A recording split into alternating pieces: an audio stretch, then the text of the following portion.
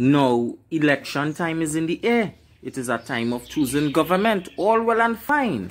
But it doesn't be nice when it is people parading on the streets, campaigning, and then one side looking at the other side and saying them N and them, and then the other side looking at this side and saying them C and them.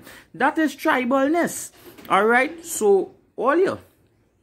Here in Trinidad, we probably just have one of the nicest campaigning for elections. Watch at the other countries within the Caribbean and see how them own does be. It does be fighting. People that's dead. It does be so tribal. Respect people's opinion to show support for whoever party they want to show support for. And even though somebody tell you they're not voting, show respect for that too, because you have the right to vote or not to vote if it is you don't want to. Also, I realize a lot of youths are being brought into the campaigning now, which is a good thing.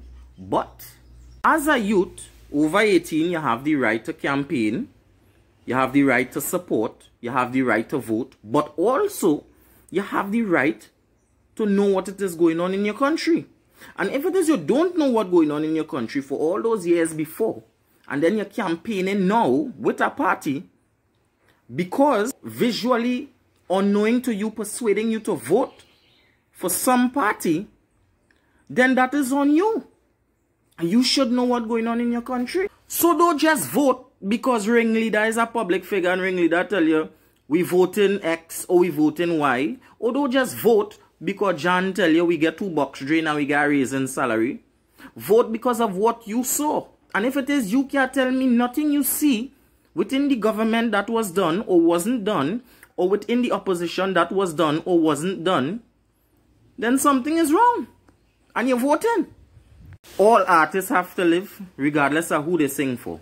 And this year was a very hard year. So if you see X by Y campaigning for Z by G, don't vex with them. Money spent. Yeah? So don't call them a this or a that. I've seen people ridiculing their own local artists because people singing for this one and that one. Money spent. They had to eat too. I see with my own two eyes. And mother tell she child, if you vote for so and so, you have to come out of my house. And she tell a youth that she child is a youth. And the youth now is being persuaded because the youth don't even understand what it is they're really voting for. So they just vote based on what it is the parent tell them. Voting is confidential. If it is you want to tell somebody who you're voting for, all well and fine. And if it is you don't want to tell somebody who you're voting for, all well and fine. Me ain't voting.